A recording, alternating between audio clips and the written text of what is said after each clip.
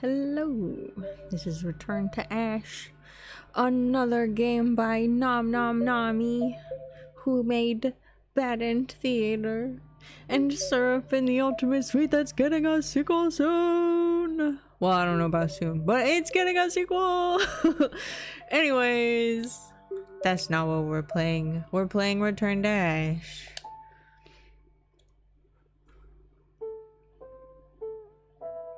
Hospital was empty, quiet and brighter than usual, like waking up on a snow day.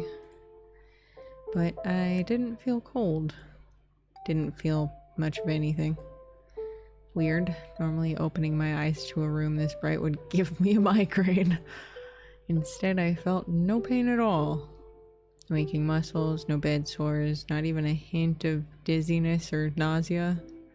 For the first time in 7 years, I felt completely normal. Either I'm cured, or this is a dream. Or I'm dead. Hello? Called out, but no one came. Nurse? Searched for the call button on the side of my bed, but it wasn't there. Yeah, okay, definitely a dream then. My IV bag dripped in response.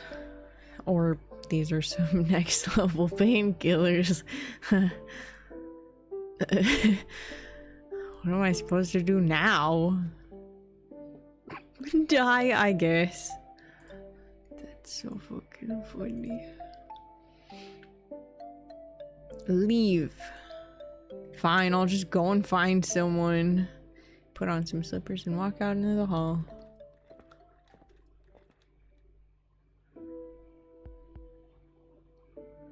Much to my dismay, there didn't seem to be anyone here either. Something's definitely wrong. Even in the dead of night, you'd see a nurse or two scurrying the halls. Or at the very least, a janitor.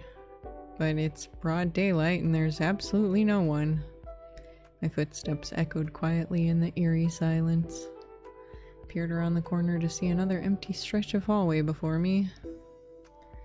Okay, no explanation. Time has stopped.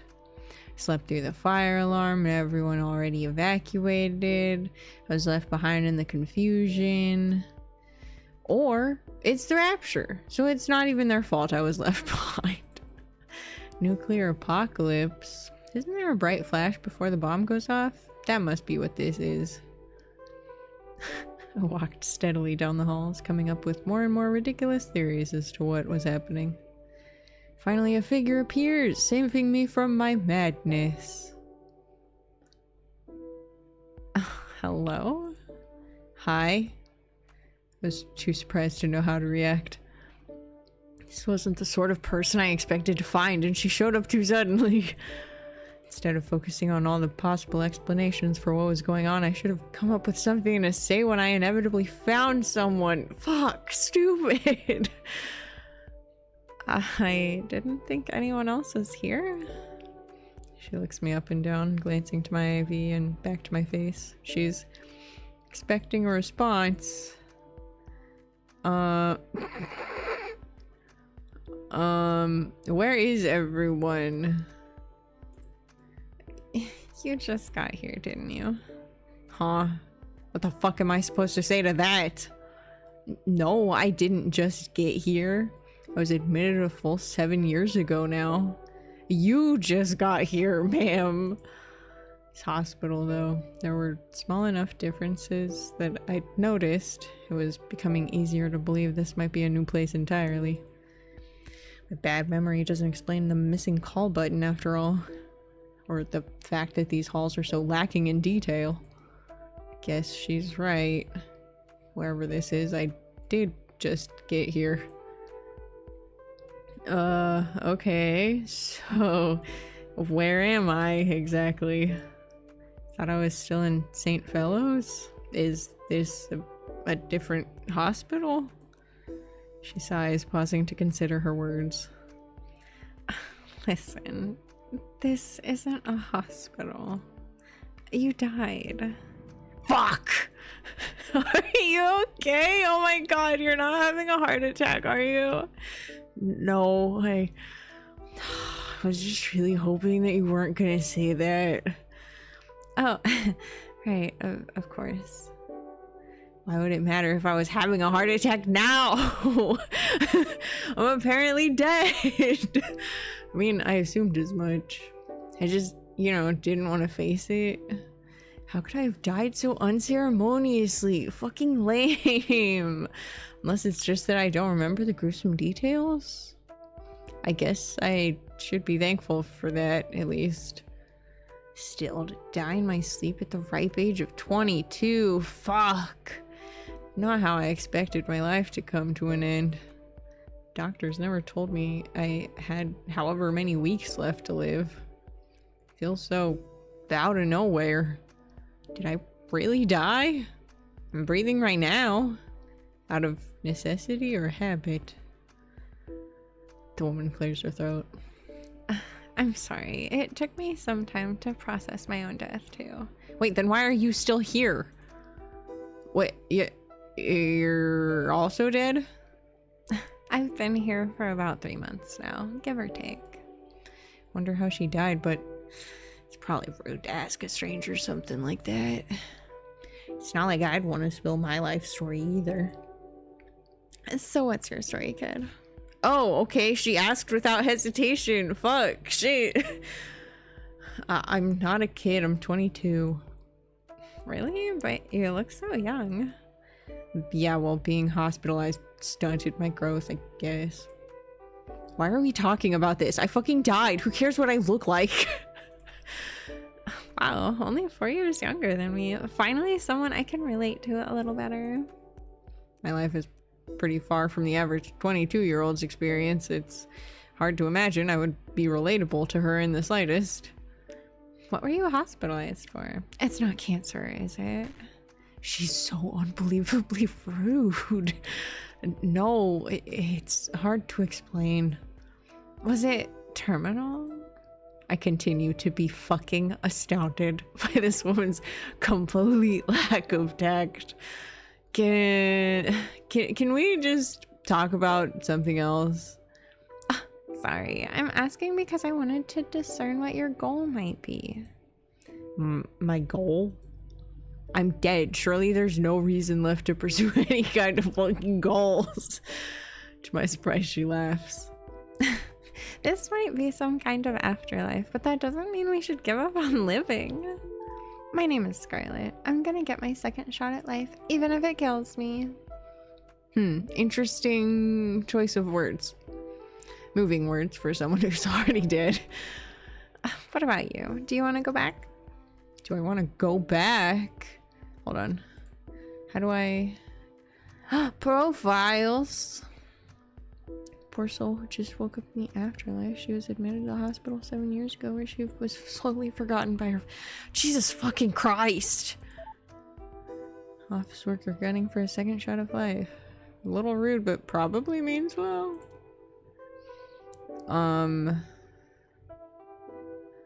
We should probably want to live, but also we were just living in a hospital.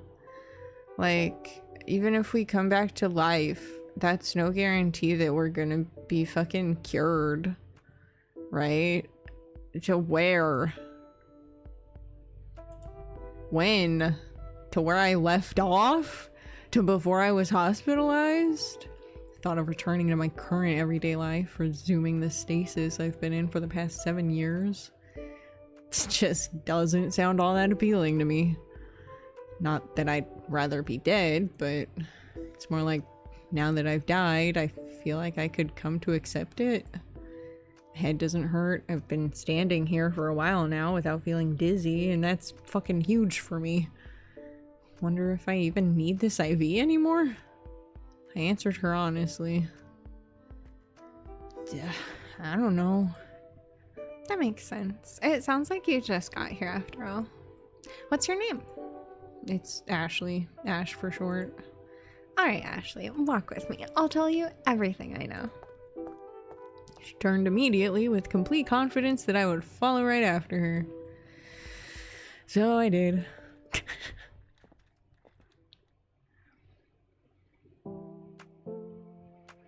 Scarlet walked at an easy pace, explaining the mechanics of this afterlife as if it were a speech she'd rehearsed and recited 20 times. And I don't know, maybe she had. Clearly I wasn't the first dead person she'd welcomed here. It was surreal, thinking about the situation I was in, but also how I had no trouble focusing on her explanation despite that.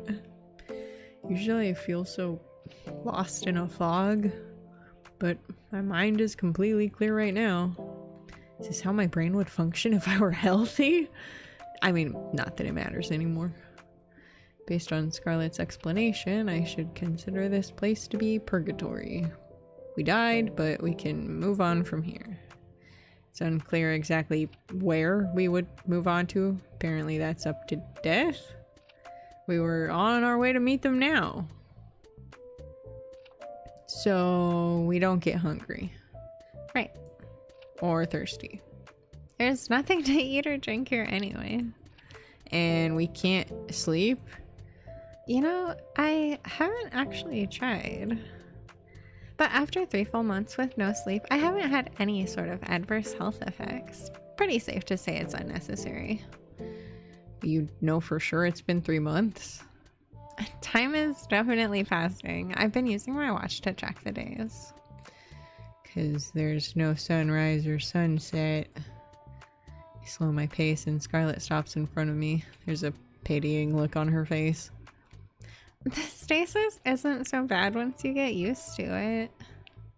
I'm already tired of how bright it is. No, literally. This would permanently damage my eyes. Scarlet laughs, but I wasn't joking. I may have been spared from my usual migraine, but the constant intensity of the light was unnerving to me. If I had a choice of which hospital to spend purgatory in, I'd say St. Fellows was the better option. At least there I had the changing seasons to look forward to. How it'd get quieter after visiting hours were over. Chatty nurses telling me about their day as they changed my IV. Being in the hospital for so long, you learn to love the little things. The alternative is to just feel miserable all the time. I'm not miserable, I'm still alive. But can't even say that anymore. Grip the pole of my IV stand a little tighter. Still too afraid to leave it behind. The last few wayward souls who came through here, they made it out pretty quick. Maybe you'll be able to bargain with death too. And then you won't have to get used to this light. I don't know. I'm not very good at bargaining. She laughs again and presses the button for the elevator. I'll help you. I'm good at debate. Thanks. The elevator doors opened to reveal a man stacking coins in the center of the floor. In the elevator, my guy? Don't come in! I blinked at the confusing sight, but Scarlet cut in without missing a beat. You're still at this? It's been 2 days!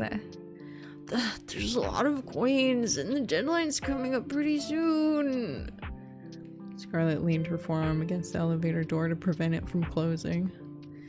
Well, can we get in? I'm taking Ashley here to meet death. Oh shit, I almost dropped my controller.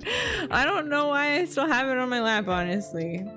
The game was like, hey, you can use a controller. And then I realized that the clicky buttons on the controller are a lot louder than just literally using my mouse. Could you maybe catch the next one? No. Scarlet forced her way in, knocking over a stack of coins in the process. Why are you so pushy, Miss Scarlet? Because you're wasting your time. Come on, Ashley. She motioned for me to follow, and I stepped into the elevator. Did my best to avoid the coins at my feet. Haha, sorry, homie. It was an awkward ride. Most elevator rides are.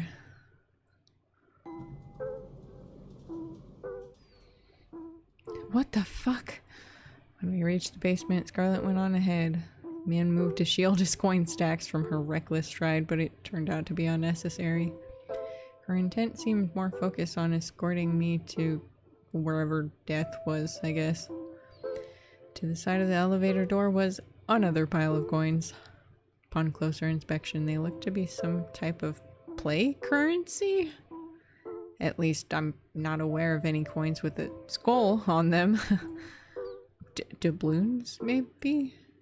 Judging by the cartoony design, it seemed like something used for a board game rather than by pirates. Curious and not particularly in any rush to meet Death, I stopped to talk to the man. Why are you stacking coins, mister? Celadon. And you're Ashley, right? I prefer Ash. Celadon picks up a small stack of coins and transports them to the larger pile beside the elevator. His process is methodical and efficient. I can tell he really has been at this for 2 days. It's my trial, so I can revive. He shuffles back into the elevator to pick up the next stack of coins. Trial? Scarlet, clearly tired of waiting, returns to my side. Death told him that he had 3 days to bring coins from the top floor to the basement. If he reaches a certain amount, his soul will be released. They have to stay stacked like this. If a single coin faces tails up, it won't count. That sounds really fucking tedious. No, I don't mind. It's good exercise. He goes back for the next round of coins. Just leave him, Ashley. He's done hundreds of these trials. Death isn't gonna let him pass this time either. Yikes. Yeesh. Scarlet walks away again. The elevator doors begin to close. Celadon stumbles from his place to block them. Stack of coins he's holding wobbles dangerously, but he quickly steadies them and continues his work as if nothing had happened. Why don't you at least bring, like, a chair or something to, like, hold the door open so you're not... I feel sorry for him. I'm gonna fucking help him. I can't help it. Here, I can help. Really? You don't have to. It looks fun. We both know I'm lying, but he smiles anyway. What? We have friendship levels. We're friends. Man doing his best to pass Death's trial in order to survive. I do feel sorry. In that case, feel free.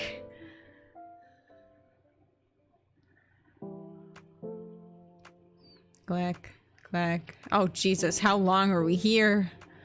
Carefully stack the coins as Scarlet scattered on the elevator floor, checking that each one is facing heads up. It's easy to get absorbed in the task, somewhat addictive even. Each coin I place down gives me a small sense of satisfaction. Now I'm not even getting sore from being hunched over. That part is nice. Can't imagine being stuck doing this for 2 full days, though. That's some serious endurance. Celadon came back and forth, carrying each stack of coins out into the hall. Every once in a while, the elevator door would try to close, and he would lean against it to keep it open. Wondered if I'd be more useful literally just holding the button down for him, but he seemed to have developed a rhythm around it. Didn't want to interrupt that rhythm any more than I already had. When the last of the coins were gathered into stacks, I began carrying them out with him. It's so nice of you to lend a hand. Hopefully it's not against the rules or anything. Huh? Oh, shit. Wait, I'm not messing things up for you, am I? Probably not. I mean, sometimes I fail my trials on a technicality. Anyway, Death didn't say anything about doing it all on my own, just that I had to carry them by hand. Am I doing the right thing by helping him? I sure fucking hope so, because I didn't save at that last choice. As long as he's fine with it, I guess.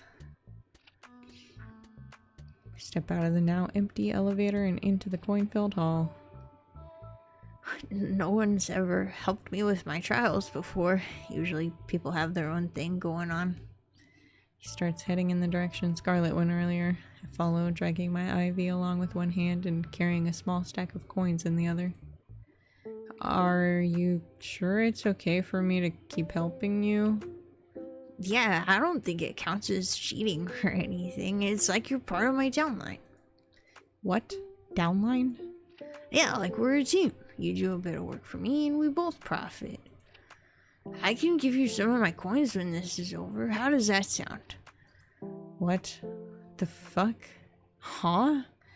His offer catches me off guard. I wasn't doing this for any kind of profit. What good is money gonna do me in fucking purgatory anyways?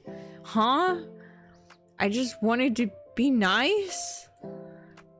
No thanks. I don't have pockets. Well, let me know if you change your mind.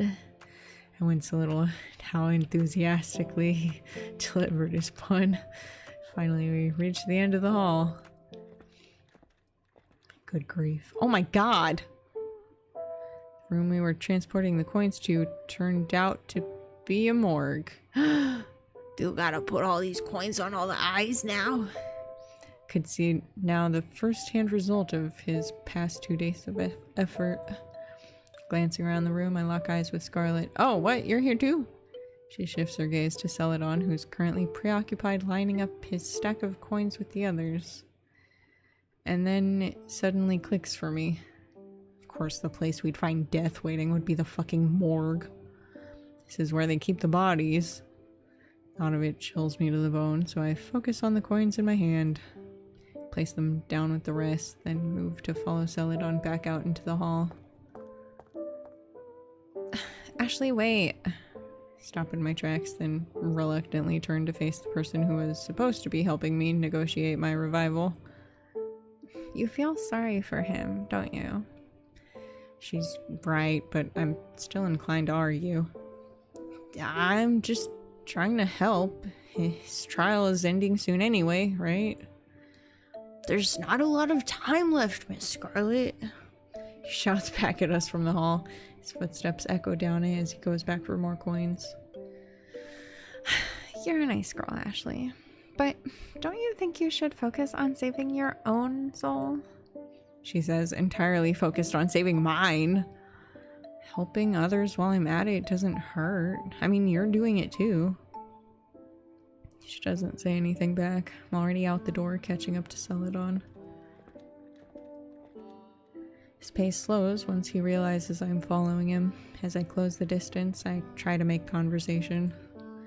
It's, kind of messed up that death is making you carry all these coins into the morgue. Morgue? What? We're walking together now. He blinks at me. Oh, right, you're new. Wait, what do you see this place as, Ash? Wait. We all see something different? That's fucky. What do I see it as? I can't see. It's too fucking bright. That's so funny. And honestly real. It's too bright in here to see it all. It really is. I'm confused by what he's asking me. Do we all see this place differently? For me, it's kind of personal, but I don't mind telling you. This place looks like the rehab facility I was sent to in my early 20s. I was only there for a short time, but it left an impression, I guess. Rehab? We pick up the next stack of coins. Yeah, I partied pretty hard back in college. I mean, I thought that's what you were supposed to do in college. Anyway, it got so bad that my family sent me to rehab for a bit. I've been sober ever since. Huh. I have no idea how to respond. It's so far out of my own experience that I can't imagine what it must have been like at all. Were you in college, Ash? Before you got here? You're not still in high school, are you? No, I've been in the hospital since I was a teenager. I didn't actually get to go to high school. Oh, that's so sad. I'm sorry. Even though high school fucking blows, and honestly, I would have probably been better off without it. We reach the morgue again and walk back inside.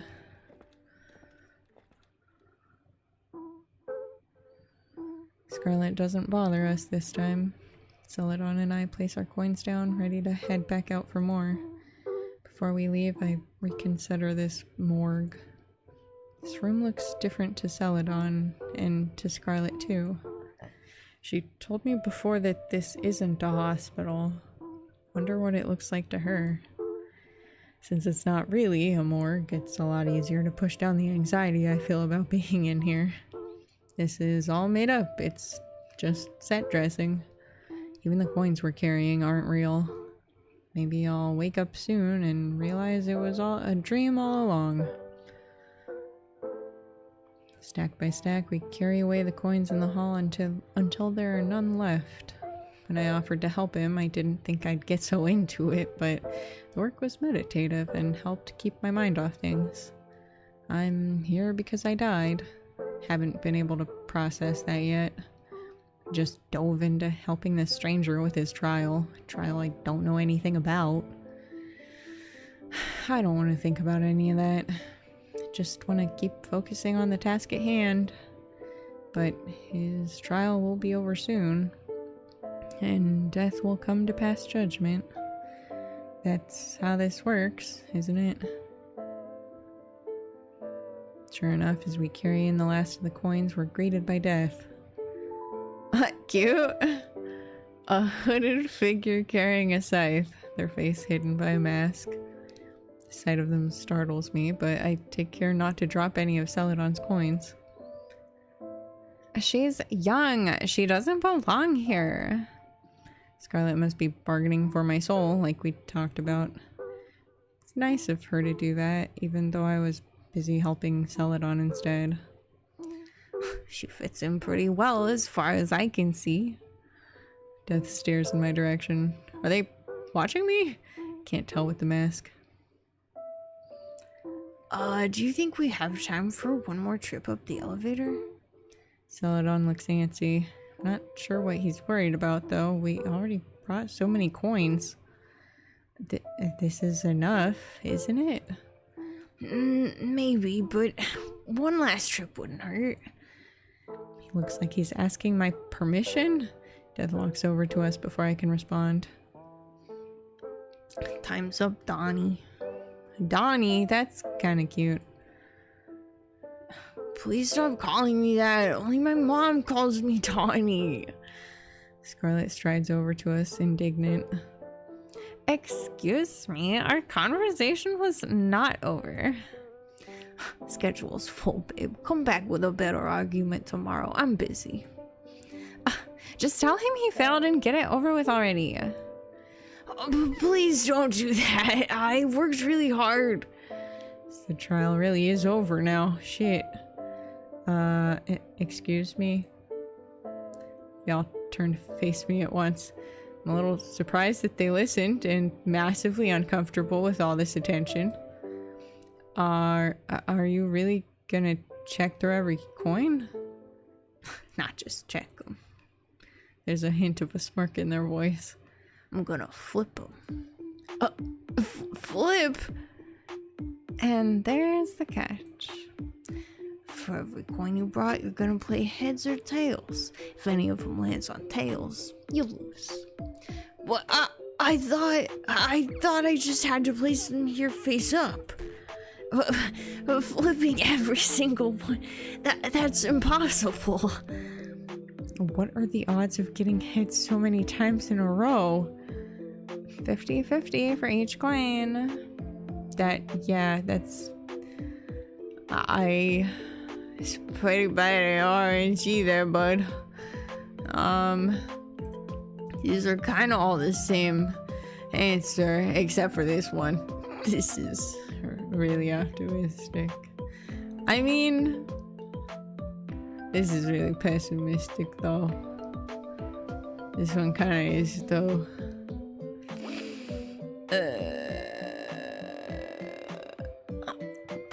No, it's not possible. That's pretty fucking shit RNG, bro. If my units had a 50% chance of missing, I'd choose another attack. That's so low, you may as well not even try. Oh shit, you're a gamer? I hadn't meant to say it out loud, but despair of the situation really struck me. I'm so fucking sorry, Celadon. Can't help but feel a little responsible for increasing his burden. Not that removing my contributions would have really changed this outcome. Oh, Jesus Christ, we're really just doing this? Death flips the first coin. Heads. They pick up the next one. Oh, heads again. They're definitely taking pleasure in this. Celadon cringes visibly at the sound of each coin being tossed. Third coin lands on heads. And then a fourth. Are they just... Do they just want to see him squirm? That's fucked up. He watches the results, unable to speak. But this can't go on forever.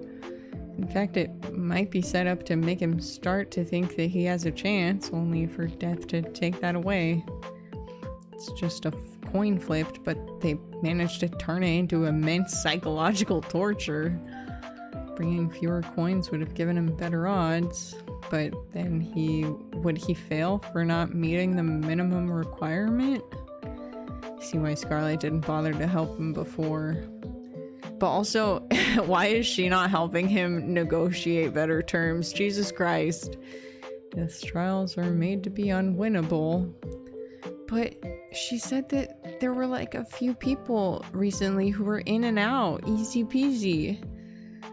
Coin flips pause and Death turns to me. Hey, Ashley. Heads or tails? Tails. I wasn't fucking asking you. Wants me to call it. Okay, make it heads. Heads. Scarlet shoots me a look, but I don't budge. I have to stand up to Death somehow. They flip the coin. Fuck. Tails. You fucking lose, Celadon. Oh, come on. That's not fair. His voice wavers. I think he might cry, which is probably Death's same with this. Crushing his spirit, giving him hope, only to snuff it right back out. What do they gain from toying with people like that? Celadon has, done a lot of these, right? Can't stop myself from speaking up. Situation's too unfair. Yeah? So why can't you just release his soul already? He's tried pretty hard, right? He's got plenty of time. What do you mean? Oh shit! Death mounts their scythe like a witch on a broomstick. I barely know how to react. There they go. So my eyes follow them. I can only think of how the ceiling is higher up than I realized. They drift to a stop and then grasp the handle on one of the metal doors. Ooh, don't do that. Am I about to see a corpse? I mean, it's not a real morgue, but there could still be actual bodies in there. And why hadn't I noticed that this room looks infinitely tall until now? It's because players never look up, homie. The metal door swings open and a long drawer slides out. Hard to tell from where I'm standing, but it seems to be lined with rows upon rows of... What? Hourglasses. Is in here. What are those? Countdown for every soul that comes here. Countdown? Oh, wait, why is this the first time I'm hearing of a countdown? You never asked. Like, you'd have told me.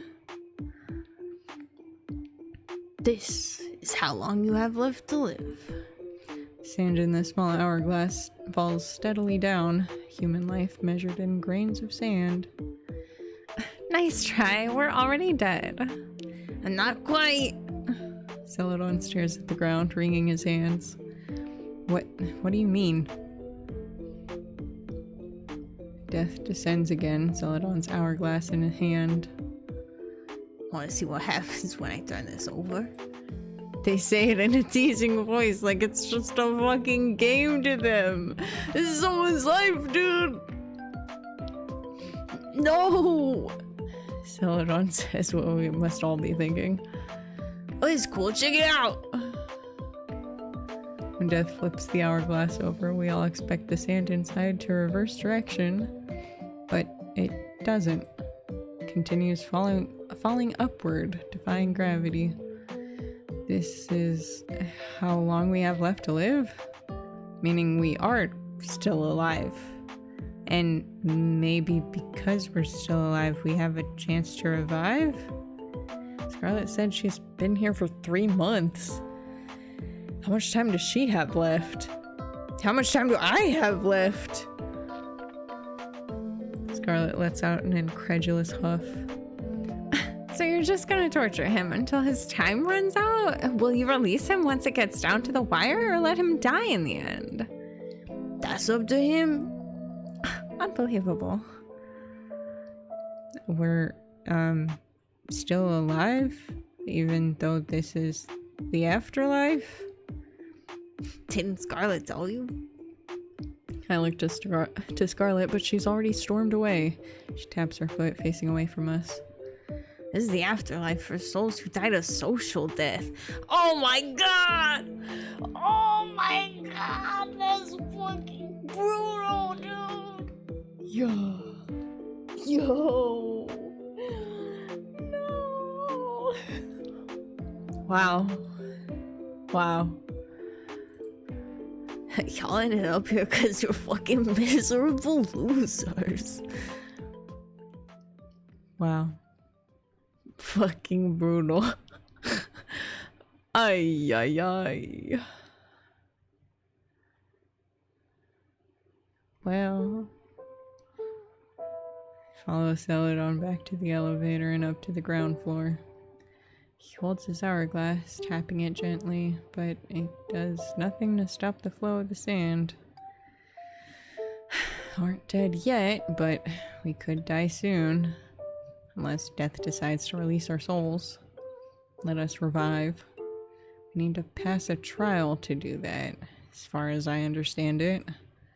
But the trials are designed to waste our time. Is it a trick, then? Is there some other way to overcome this? I don't have enough information. Need to find out more about the rules of this place. Celadon breaks me out of my thoughts and brings me back to the present. Thanks for helping me earlier. No problem.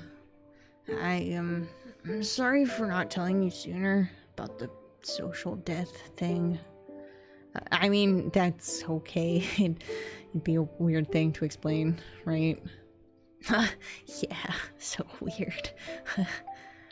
Since he was here before Scarlet, he must know a lot more about this place than she does.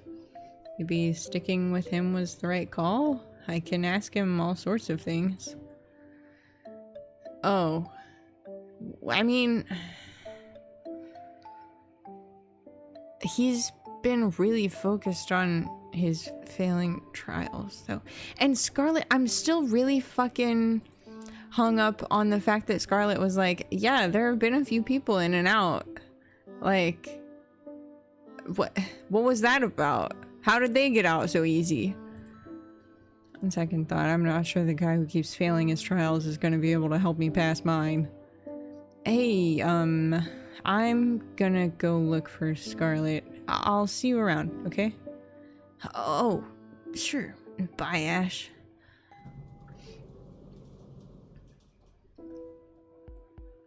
Find Scarlet leaning against the wall in the hallway where we first met. Maybe she comes up here to think? It is nice and quiet, although I imagine most of this place is quiet. She notices me right away thanks to the wheels of my IV stand rolling across the tile floor. Once we make eye contact, I give a little wave and a smile, trying to act friendly. Oh, Ashley. Hey, so we're not dead after all, huh? She was the one to tell me I was dead in the first place, but Death made it sound like she knew otherwise. That's been bothering me, honestly. So they say. After a moment of silence, I realize I'm going to have to be the one to force this conversation. You, You knew that it was a social death, didn't you? I don't believe I know anything about this place. Her tone carries a mix of annoyance and exhaustion. You can't trust anything Death says. All they want is to keep us under their thumb. This hourglass thing might be part of that. You think so? Maybe. She holds up her hourglass, turning it sideways. There's no way to confirm that this has anything to do with whatever life I have left. In fact, I'm certain that in my case, it doesn't. What? How can you be sure? I know that I'm dead, Ashley. Her tone is cold and intense, a little frightening even. Okay, but that doesn't make it okay to lie to me. My voice wavers. Fucking horrible at confrontation, but she backs down anyway. If you had just explained it differently, like how Death did, a social death is a lot easier for me to accept than my actual literal death, you know. But what if that's the lie? What then, Ashley? We don't know that it is. I mean, how do you know that you're really dead? Because I was fucking murdered. Scarlett slips the hourglass into her pocket and enters the room beside us. I mean, if that's the case, then yeah, she had every reason to believe Death was lying. She just didn't want to get my hopes up. But also, maybe her social death, maybe she's here because people have stopped looking into the murder case. I don't know. That's fucked and I don't want to think about it. I don't want that heat, but also, like, I don't know. I'm just trying to follow her inside to apologize. Scarlett stands at the other side of the room, gazing out the window into the endless void. Scarlett? I'm sorry. You were right about Celadon's trial, too. Should have just trusted you.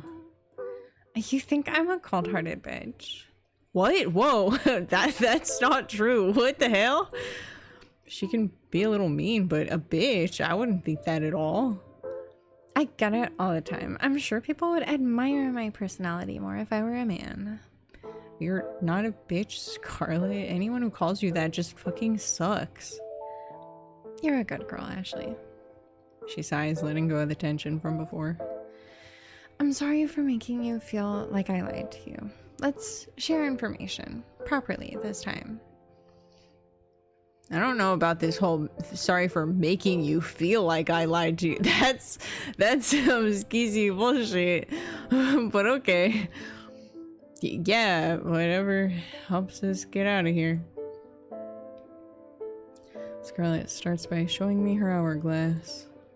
It's nearly full at the top, meaning she has plenty of time to revive, according to Death anyway.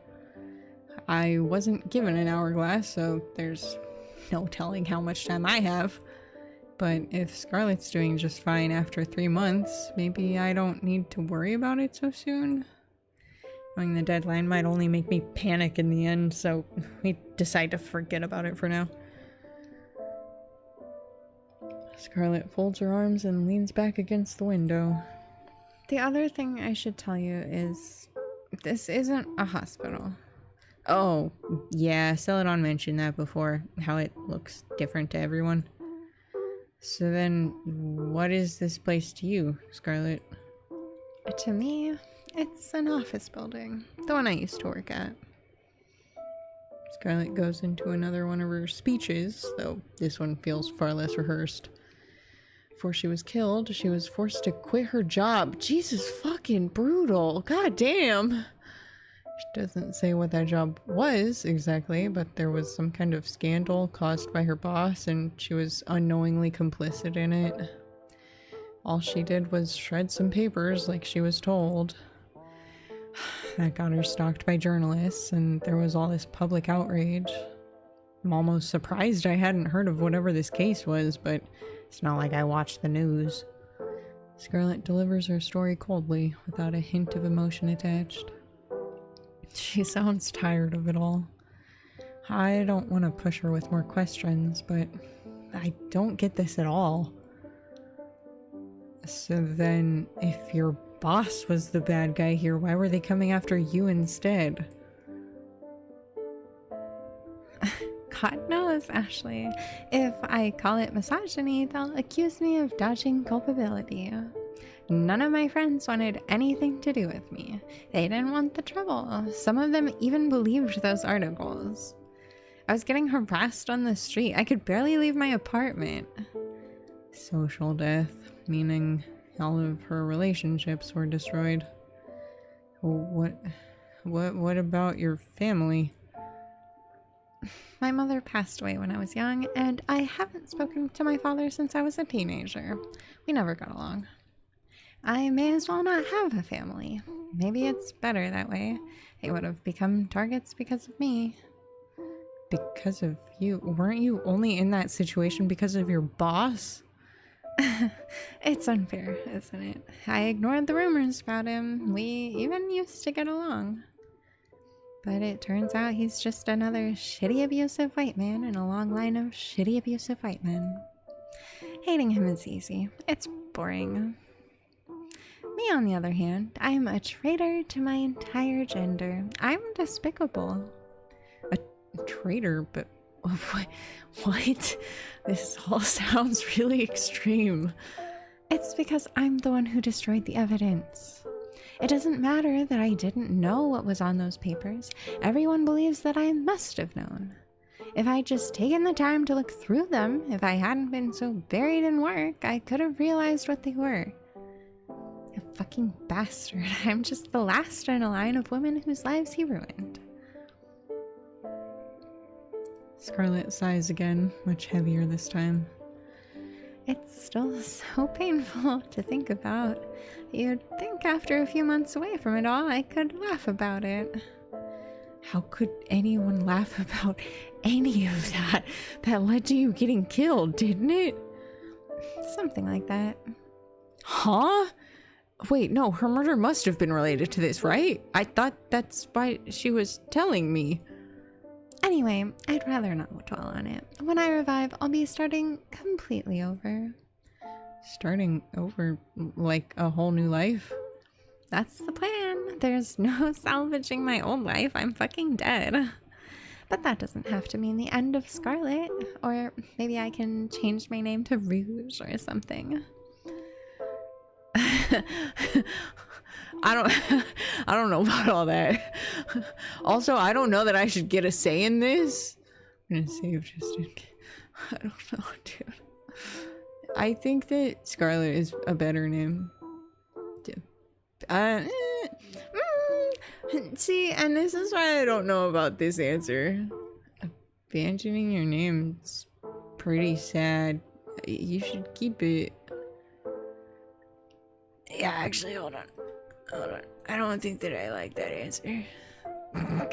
I do think that Scarlet is the better name, but also, like, fuck yeah, change your name, homie. Rouge is nice. I like that. Want to change it anyway? What, and have to explain myself to everyone? No thanks. Do it. I'm giving advice that I can't take myself, but do it. I don't think anyone would make a big deal out of it. All that aside, let's stay focused on where we are now. Right, finding a way to revive. If we can't trust the trials and we can't trust the hourglasses, then what can we trust? Good question. I've been wondering the exact same thing. I feel like I know even less than before. What if we're stuck here forever? Do you really think reviving is possible? It has to be possible. It has to be. Wait, no, come back. Explain the... I swear to God, you said before that there were some people who were, like, in and out recently. Right?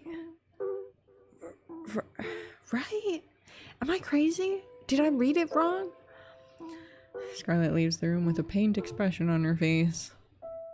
That pain is why I'm starting to think it'd be better to give in and accept our place in this afterlife. might not even have a choice. Ay, ay, ay. Step into the elevator and make my way to the basement. I should talk to Death next. Even though who knows how forthcoming they're gonna— what the fuck? And the elevator doors open. Death's scythe drops in through the small gap like a guillotine. What the fuck are you doing? The blade sticks in the floor a couple inches deep. Takes me a moment to register what happened. Thank fucking God I wasn't standing right there.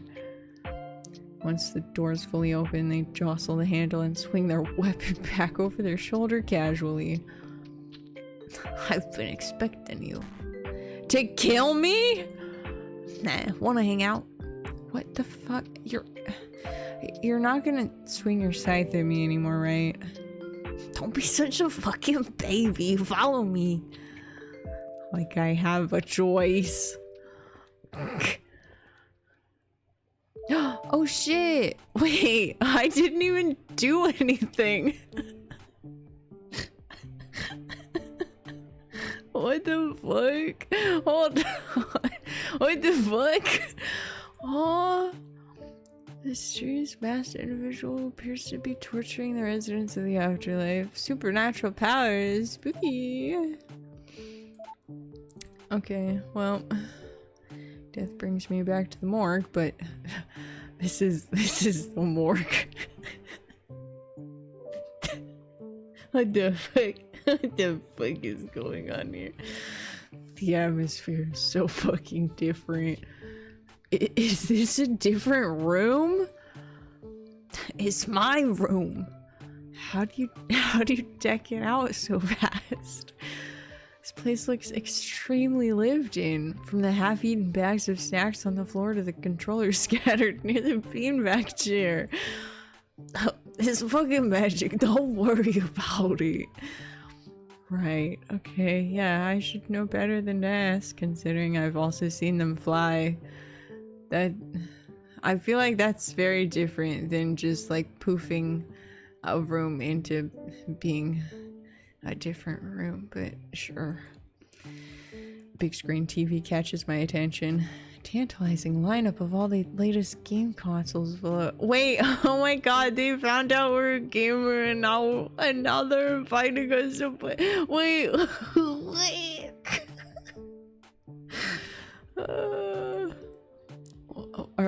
Are we gonna play video games or something?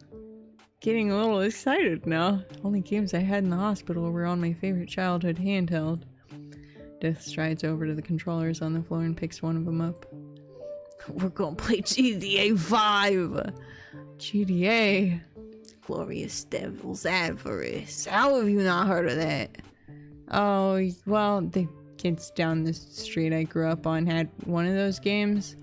Watched them play it. The Sintown one, I think. That's the old one. 5's cooler. It's got way better graphics. How do you play? It's single player. You just watch. Wow, what fun. How long am I gonna be stuck here hanging out with them? Death turns the console on and boots up the game. Graphics really are better than Sintown's. In GTA, you play as a devil girl named Lucy.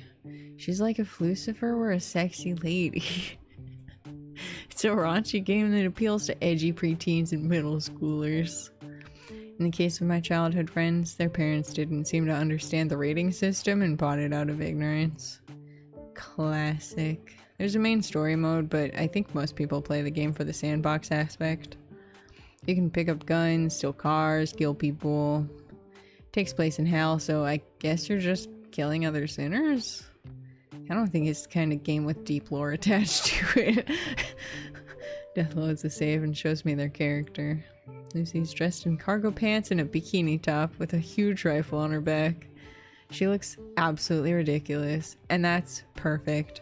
The over-the-top aesthetic of the game is kind of the selling point. Check this out, they say, equipping a huge rocket launcher. They fire it at a gas station, then walk toward the camera in slow motion for dramatic effect. Perfect. The explosions in the game are so realistic. Actually, I've never seen an explosion in real life, so maybe they're not. They look more real than the ones from the previous game anyway. Comment on how cool it was while Death cackles away, stealing a fast-looking car and evading Hell's police force. They have police in Hell? Of course they do. That was a stupid question. They're having a great time. Ugh, mask's getting in the way. Oh my god! Death slides their mask up and under their hood, revealing their face. One half their head is shaved and their eyelids are caked in bright purple eyeshadow. Their eyes flash with excitement over the game. They're gonna send in the helicopters next. Sure enough, helicopters appeared. The edges of the screen flash red as the bullets rain down on poor Lucy. You better find some cover. I'm working on it. Lucy's car skids into a parking garage and one of the helicopters crashes into the side of the building in a huge explosion. Whoa. Dumbass AI never knows what to do when I drive into one of these. Death speeds through the parking garage before rolling out of their car, letting it crash into the outer wall. Sometimes it'll clip through and fly out on the street. This game's buggy as hell. They're making it seem like a lot of fun. I used to get motion sickness whenever I tried playing these types of games myself. Oh yeah, that fucking blows. They pause the game quickly. You're not getting sick from watching, are you? I thought you were here to torture all of us. Hey, what is this? Hey, hello? No, I haven't had any symptoms since waking up here. It's kind of awesome. You wanna play? Can I? Are you just gonna fucking takesy backsies as soon as I go to grab the controller? Yeah, since you normally wouldn't be able to. I'll make you a new file, as long as you don't save over my shit. Death holds the controller out in front of me. I'm not gonna say no to that. Yeah, thanks. It's been so long since I played a console game. It takes me a while to adjust to the controls. Why are 3D cameras so unwieldy? Truly the BBEG. Whenever I hold it up or down, it seems to go the opposite direction I wanted. Oh, homie, you gotta fucking invert the axis. So disorienting, but it's still pretty fun to run around, even if I'm not any good at the game. Spend some time driving around the fictional hell, trying to obey traffic laws. Adorable. I never learned to drive, so this is the closest I'll ever get.